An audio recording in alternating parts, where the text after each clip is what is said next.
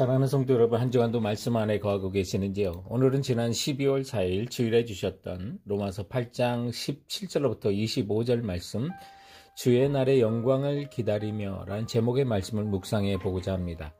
유독 오늘의 본문에는 탄식이라는 단어가 많이 나옵니다. 22절에 피조물이 다 이제까지 함께 탄식하며, 또 23절에는 우리 곧 성령의 처음 익은 열매를 받은 우리까지도 속으로 탄식하여, 26절도 성령이 말할 수 없는 탄식으로라고 그랬어요. 피조물도 탄식하고 인간들도 탄식하고 하나님도 탄식합니다. 탄식은 한숨을 내쉰다는 뜻인데요, 뭔가 힘든 것이 있거나 답답할 때 숨을 몰아쉬는 것을 말하죠. 이처럼 탄식하는 우리들 모두 예수님께서 이 세상의 심판의 주인으로 다시 오실 날, 즉 주의 날에 그 영광의 날을 기다리며 탄식한다고 말씀하고 있습니다. 그렇다면 그 주의 날의 영광을 기다리는 우리들이 고난과 탄식을 어떤 것이며 그 날은 어떻게 기다려야 하는지 말씀을 통해서 알아보고자 하는 것입니다. 주의 날의 영광을 기다리며 본문이 가르치는 첫 번째 교훈은 하나님 자녀의 탄식을 먼저 생각해 봅니다. 하나님 자녀만의 탄식이라고 할 수 있죠. 23절에 보면 그뿐 아니라 또한 우리 곧 성령의 처음 익은 열매를 받은 우리까지도 속으로 탄식하여 양자될 것, 곧 우리 몸의 속량을 기다리느니라 라고 말합니다. 그래서 본문은 성도들이 예수 믿고 구원을 얻고 하나님을 아바 아버지라 부르는 선물과 그 또한 큰 은혜를 우리가 받았는데 그것을 처음 익은 열매라고 표현한 겁니다. 그리고 그것은 둘째 열매가 기다리고 있다는 사실을 시사하는 거죠. 둘째 열매는 다른 것이 아니라 하나님의 양자로서 온전한 몸의 구속함을, 영광된 몸을 입는 것을 말하는 것입니다. 그러므로 하나님의 자녀의 탄식은 그날까지의 기다림의 탄식이고 하나님 나라와 영혼을 사모하는 탄식입니다. 그러므로 고통이 클수록 그 나라를 기다려지는 것은 오히려 당연한 것입니다. 가고 싶은 나라, 가고 싶은 하나님 나라가 있기에, 또 그 나라가 기다려지기에 소망으로 탄식하는 것이 바로 하나님 자녀들만의 탄식인 것입니다. 주의 날의 영광을 기다리며 본문이 가르치는 두 번째 교훈은 피조물의 탄식과 그 끝이라고 하는 내용을 살펴봅니다. 본문에 보면 신기한 것이 하나님 자녀만이 탄식하는 것이 아니라 하나님의 자녀의 탄식을 아는 피조물도 같이 탄식하고 있다는 겁니다. 그래서 22절에 보면 피조물이 다 이제까지 함께 탄식하며 함께 고통을 겪고 있는 것을 우리가 아느니라 라고 말하죠. 자연 만물의 피조물들이 탄식을 하고 있습니다. 그렇다면 왜 이 세상의 피조물은 탄식을 합니까? 창세기의 말씀에 보면 자연 만물도 아담과 하와 인간이 범죄하자마자 하나님께서 그 만물조차도 인간과 똑같은 저주의 자리로 던져버리신 것을 알게 됩니다. 그래서 부패하게 되고 죽으면 썩게 되는 것입니다.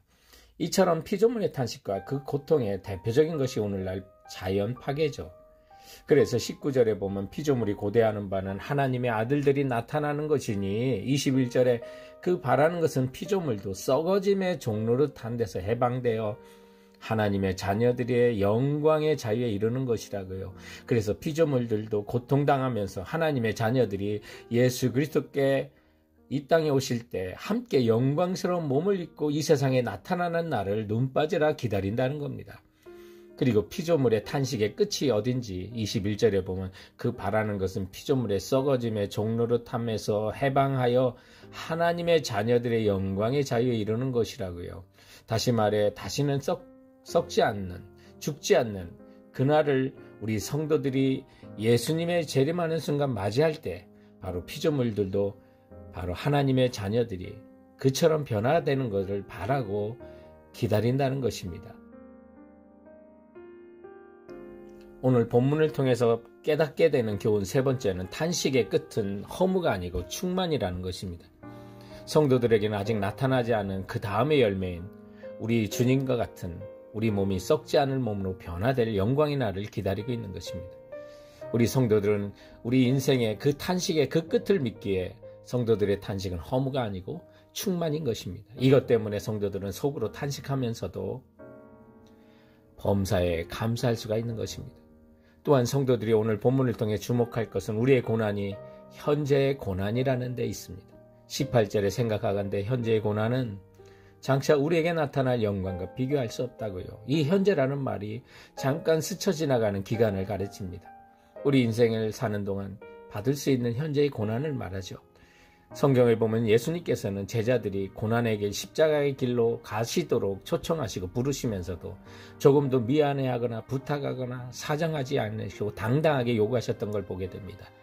왜냐하면 예수님께서는 충성된 그 성도들과 제자들의 삶의 끝이 어떤 영광이 있는지를 아시기 때문입니다. 그리고 성도들은 예수님을 믿음으로 이미 충분히 행복해졌다는 겁니다. 받을 축복 다 받은 겁니다. 우리의 소망은 보이는 소망이 아닙니다. 돈을 세는 소망이 아닙니다. 24절에 그래서 우리가 소망으로 구원을 얻었음에 보이는 소망은 소망이 아니니 보는 것을 누가 바라리요? 이 세상에서 좀 더 가지고 사는 것 주셔도 그만이고 안 주셔도 그만인 것입니다. 이제 남은 삶은 주님을 위해 살도록 성령님께서 영적인 눈을 우리에게 밝히 뜨이게 해 주시는 것입니다. 그러므로 탄식을 하면서도 하늘나라에 대한 소망을 가진 자는 어떻게 살아야 할까요? 첫 번째, 하나님의 자녀라는 증거니까 기뻐하라는 것입니다. 우리가 하나님의 자녀면 상속자고요. 또 그리스도와 함께하는 상속자고요. 그리스도와 함께 영광을 받기 위하여 고난도 받아야 할지니라고 17절은 말하고 있습니다. 그러므로 우리에게 믿음 생활 때문에 고난이 오고 탄식하게 된다면 역설적이고 그것이 우리가 하나님의 자녀라는 증거가 되는 것입니다. 성도들의 고난은 그리스도와 함께 받는 고난입니다. 예수님께서도 이 세상에 계시는 동안 끊임없이 고난을 받으셨습니다. 예수님이 고난을 받으신 또 그 당시에 직접적인 원인은 바로 하나님의 아들이라고 했기 때문이었습니다. 물론 우리들의 죄와 허물을 위해서 죽으신 거죠. 그런데 유대인들에게 예수님께서 잡히셔서 책찍을 맞으시고 십자가에 무참히 죽으실 때도 그 이유가 다른 것이 아니라 하나님의 아들이라 했다고 한 것 때문이었습니다. 그래서 당시 골고다 언덕에 모였던 유대 사람들은 예수님을 향해 고개를 절레절레 흔들며 빈정거렸습니다. 제 말이 나는 하나님의 아들이라 하였도다라고요. 예수님의 고난은 바로 하나님의 아들이었다는 것 때문에 당한 고난이었습니다. 사랑하는 성도 여러분, 그렇다면 우리가 예수님을 구세주로 믿음으로 하나님을 아바 아버지라고 할 수 있는 하나님의 아들과 딸이 되지 않았습니까? 우리도 하나님의 자녀입니다. 그러므로 이 세상에 고난받지 않고 그냥 넘어갈 수는 없는 것입니다. 예수님께서는 요한복음 15장 20절에 이 사실을 분명히 알려주셨습니다. 내가 너에게 종이 주인보다 더 크지 못한다는 말을 기억하라. 사람들이 나를 박해하였은즉 너희도 박해할 것이라고 말했습니다. 그러므로 성도 여러분, 믿지 않는 남편에게 신앙 때문에 핀잔으로 들을 때가 있고요. 직장에서 술자리에 함께 앉지 않는다는 이유로 따돌림을 당하고 나중에는 승진마저 잘 안 되어도 신앙과 믿음을 지키다가 일어난 일이라면 내가 하나님 자녀가 맞구나 확인되는 것이므로 성도 여러분, 믿음으로 인한 고난과 탄식 속에서도 내가 하나님의 자녀인 것을 확인했으면 기뻐하는 성도들 되시기 바랍니다. 또한 탄식 가운데서는 우리 이런 성도들은 어떻게 살까요? 두 번째로는 비교가 안 돼 라고 외치면서 참고 기다리라 하는 것입니다. 우리가 고난을 받을 때 고난 후에 나타난 영광과 열심히 오늘 탄식하는 환경과 비교하며 살아야만 합니다. 18절에 보면 생각하건대 현재의 고난은 장차 우리에게 나타날 영광과 비교할 수 없다고 말합니다. 바울은 정말 많은 고난을 받은 사람이죠. 그럼에도 자기가 받은 고난을 다 묶어서 장래의 영광과 비교해봤더니 상대가 되지 않더라는 겁니다. 비교할 수 없다는 것입니다. 그러므로 24절의 말씀처럼 소망이 보이는 소망이 아니고 보이지 않는 영광의 소망이므로 25절 만일 우리가 보지 못하는 것을 바라면 참음으로 기다릴지니라 라고요. 주님 오시는 그 영광의 날은 안 보입니다. 그런데 그것이 엄청나도 크기 때문에 비교가 안 되기 때문에 우리 눈에는 보이지 않는 겁니다. 그러므로 우리 고난이 길어질수록 이 영광의 날을 바라보고 비교할 수 없도다, 비교가 안 돼 라고 외치면서 참고 기다리는 겁니다. 성경은 광야 이야기로 가득한데 우리의 생활이 광야와 같기 때문에 그렇습니다. 그러나 우리 목자 되신 예수님과 함께 이 광야를 걸어간다면 주님께서는 우리의 삶을 푸른 초장으로 만들어 주실 것입니다. 오늘 우리 광야를 걷는 것처럼 살아보길 바랍니다. 광야에서는 축복을 구하지 않고 은혜를 구하게 됩니다. 황금이 아니라 생수를 구하게 되고요. 곡간을 채워달라고 기도하는 것이 아니라 일용할 양식을 달라고 기도하는 것입니다.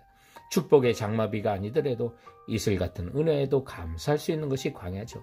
우리 인생은 눈에 보이는 산을 오르는 것이 아니라 보이지 않는 소망의 광야를 통과하는 것입니다. 그러므로 우리의 목자 되신 성령님과 함께 걸어가며 아무리 고난이 있고 탄식이 있다 하더라도 장차 우리가 얻을 영광과 비교가 안 되라고 외치면서 참고 기다리다 주님의 영광의 날을 맞이하시는 성도들 되시길 주님의 이름으로 축원드립니다. 그럼 사랑하는 성도 여러분, 이번 한 주간도 주께서 주신 말씀으로 승리하시고 건강하세요.